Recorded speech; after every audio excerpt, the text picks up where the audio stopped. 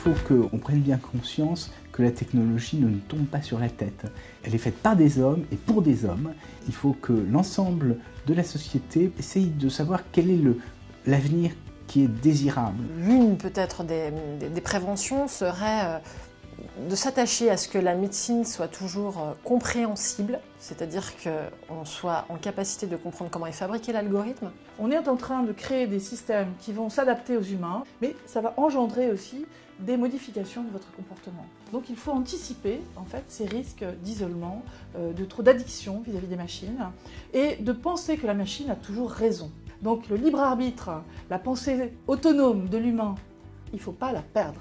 J'ai proposé au président de la République d'organiser une COP, une Conference of Parties, sur l'IA, comme on a créé la COP climatique. Le problème de tous les systèmes de santé aujourd'hui, c'est qu'ils sont effectivement très contraints. Ils ont à répondre à des besoins grandissants, au vieillissement, aux pathologies chroniques. Il y a plein de technologies nouvelles mais qui coûtent cher, etc. Et ils doivent faire tout ça dans des contraintes financières très fortes. Je pense que c'est des leviers. En même temps, c'est pas magique. C'est-à-dire qu'il faut aussi derrière les utiliser, construire les organisations qui permettent de le faire. L'important, c'est de tout le temps se poser la question, est-ce que c'est mieux, est-ce que c'est pas mieux?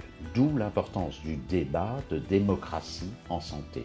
On n'a jamais autant eu besoin d'un débat démocratique sur les grands choix, mais aussi sur l'analyse des résultats. Il faut sans cesse regarder ce que l'on fait, et c'est la meilleure façon d'aller au bon endroit.